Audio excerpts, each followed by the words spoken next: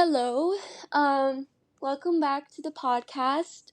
Today we are talking about health and management. So kind of what the day-to-day life of doctor's appointments, medications, that kind of stuff. Kind of just what that is like and things like that. I will go first.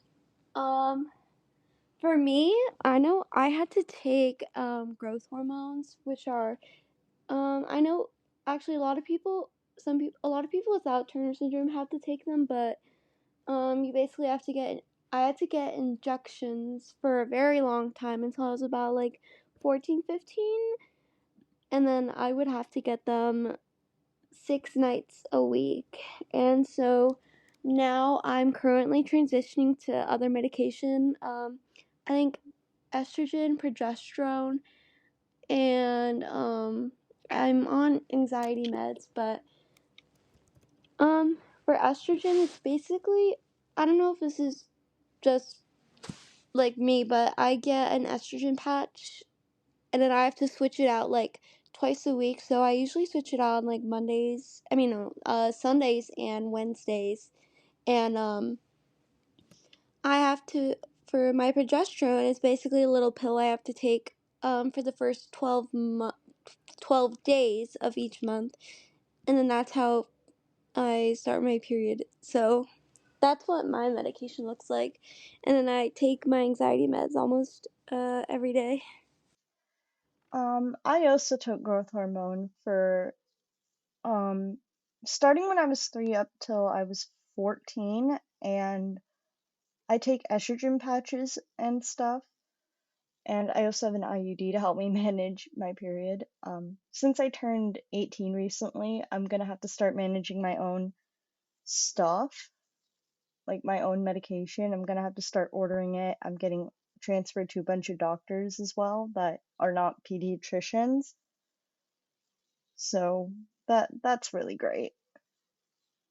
For me, I'm still currently doing growth hormone, and how I manage it is I just kind of know that 7 p.m. every day is when I do it, or around then. And like my mom checks it and says like, "Did you do it?" Like around like 10. If I forgot, then I remember it. Something that also helps me is I have like a tiny mini fridge in my room for it, and it helps me like remember to like, oh, you have to do this when I walk into my room because I see the fridge, and it helps me that way. So I would recommend like having like something that reminds you, or like also I've been recommended this by my other friend is putting like your needle cap in like your pill box if you have one, because then you see like you didn't take the needle out of your pill box, so that means you didn't do like your injection. I also part of this is harder for me, but I also have to manage like other medications because I'm deficient in a lot of vitamins, and like I have to take my antidepressants and anxiety meds. So what I do there is pill boxes are also really helpful, and I have like little reminders set up on my phone, so I remember if I don't take it. Um, when I was a kid, my dad just told me like, "Hey, it's time for you to do your shot," and I did it. I think the most difficult part of managing growth hormone is traveling with it because it's such a hassle, Oh especially yeah, if I you're agree. You got to bring that massive cooler and the ice packs and everything. no, literally like you need to be ready, and TSA if you're going by plane is also a hassle. Like during my first year of camp, I can't remember if it was my first or my second year, but a girl got pulled aside by TSA because of her growth hormones, so we had to wait for her. Like, the poor girl was just struggling because TSA was trying to figure out if she was bringing anything on the plane. No, yeah, another tricky thing also, I know for certain people who might need more but doctor's appointments, it's very hard to schedule those when you don't have to miss a class to do so unless it's like summer. But throughout the school year, when you have like your mini doctor's appointments, as we all do, you miss a lot of school because of that. And also, like energy fluctuations, other like condition flare ups can also cause you to miss a lot of school, which is pretty hard to manage. But a way I do it is I always like, if I feel like I can, I try to do that work online throughout the day. If it's posted in like Google Classroom or something, I do that, which is helpful. But missing school can be a big hassle because you're missing lessons, and those are always hard to get caught up on. Yeah, definitely. Missing schools for doctor's appointments is not fun, especially if you're like going through something medically. Like during Bloodmageddon, I missed a lot of school because of all that was going on, so I had to work really hard to catch up.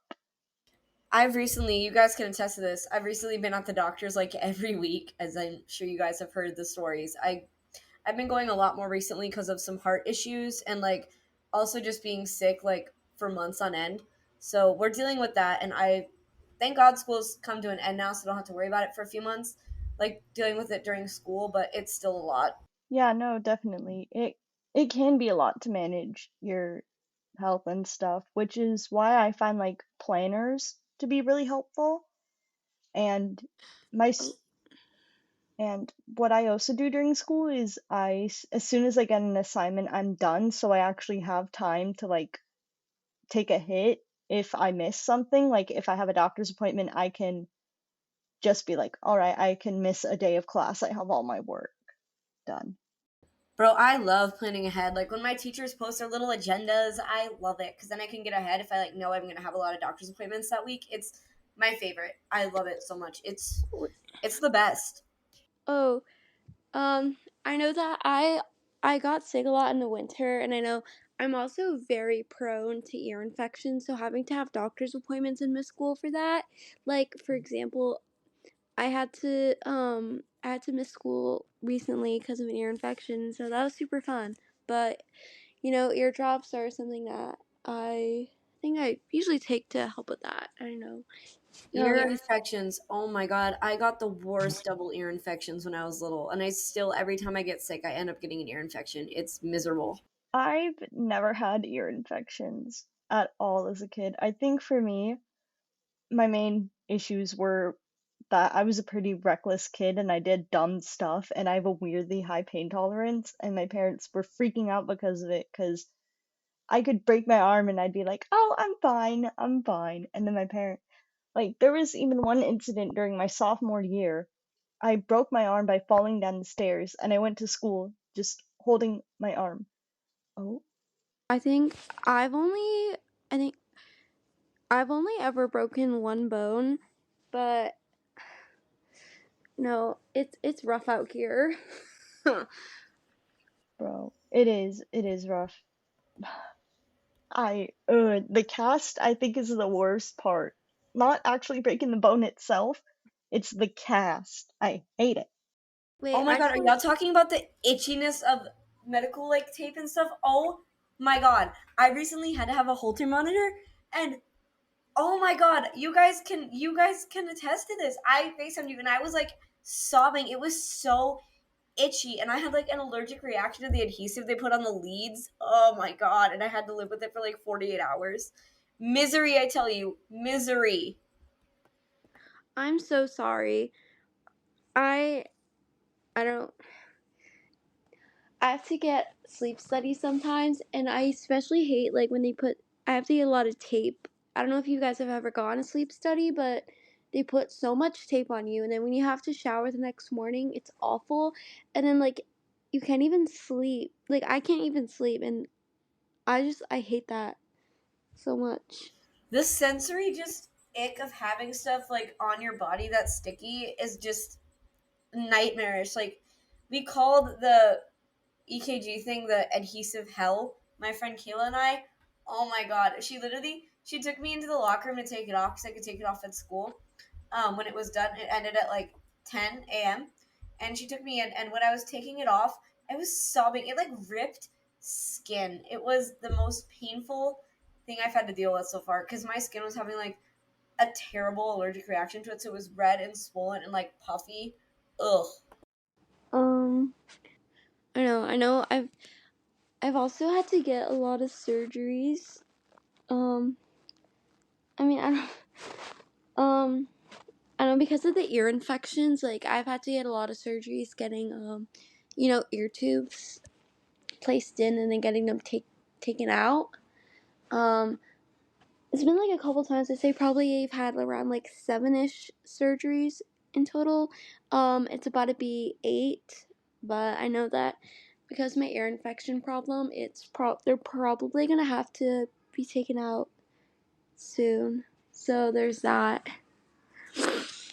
Yeah, no, TS can be a lot to manage, but it's really once you like get the hang of it, it becomes kind of like it's awful, but it becomes kind of like your new normal, and you start to like learn how to cope with it all and like manage all the doctor's appointments. But most of the time, all this isn't constant. It's always like kind of spread out. Like you'll go to the hospital every like few months, and it's not constant and chronic.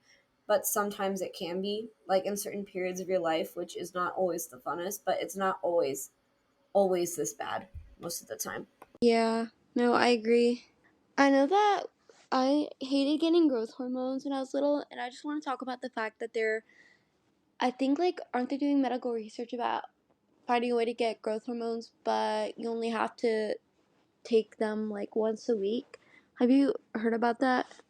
At camp, there was this one like girl in purple group who had this really fancy pen. She did it once a week, and it was her estrogen mixed with her growth hormone. So she only had to do it once a week. It was really Cute. cool. It was like this fancy pen, and it like mixed it all for like 10 minutes, and then she just did one injection, and it was done for the week. That's insane. Oh my god. I thought it was really cool. Like I saw her do it, and I was like, "Wait, this is actually really cool. Like you only have to do it once a week." No, I would love to have that, but I don't know, things are changing. And honestly, I feel like that's the good part. I feel like I'm just glad that there's more like research going into this And cuz medicine's always getting better, so who knows? In like a year, most of this could change. You never know. exactly, I agree. Definitely, like, even in the 80s with growth hormone, they used to, this might be a little bit gross, but they used to use it for cadavers, or they'd get it from cadavers, but there was some concerns with it being associated with a disease that's found in cows that affects the brain called mad cow disease. So they switched to synthetic growth hormones, and that was only like that was in the 80s. So Yeah, so and much has happened. growth hormone has become even safer since like 2009. Like 2009, 2010, it's come a long way even since then. So the cool thing is you get to see medicine like change in front of your very eyes, which I think is very fun to see. If you guys want to talk about more of your like experience managing your health now, I don't know. I Yeah, can for me, it was definitely a bit of a whirlwind. Like when I first got diagnosed, I didn't really know what to expect because, like, once again, they don't give a lot of resources from the get go, so you don't really know that much. But once you start like getting the swing of it after like a couple months to a year, it kind of just becomes like normal and it's not that big of a deal. Like, yeah, I have doctor's appointments. Yeah, I do an injection every night, but it's not all that unmanageable if once you like get the hang of it and it becomes less scary. But I do feel like when you first get diagnosed it can be very scary, and having a support system of people who either have it, get it, or have other health conditions, or like people who know it and are willing to be there for you is super important for when you're first starting treatments. agreed. I don't know. I feel like I was very fortunate to be diagnosed at a relatively early age, so I feel like I don't know, I don't want to say, but like managing my health has been kind of something that I've been dealing with my whole life, and I don't know if that's like, especially getting shots. I know I'm definitely glad that I don't have to go through that anymore, but I think it's also kind of insane that, you know, especially some people don't get diagnosed until later in life. And so I think it's crazy how, especially health management, can look so different from person to person. I definitely think early diagnosis is one of the most important part of TS because the sooner you get diagnosed, the sooner you can start growth hormone, estrogen, all that fun stuff to actually like develop on time and not feel so like left out from your other peers. As someone who was diagnosed late, I definitely think that is one of the most important things doctors can do is know how to spot it out, especially like primary doctors and pediatricians, because then those kids have a better shot at being healthier down the line. I agree with that. Yeah.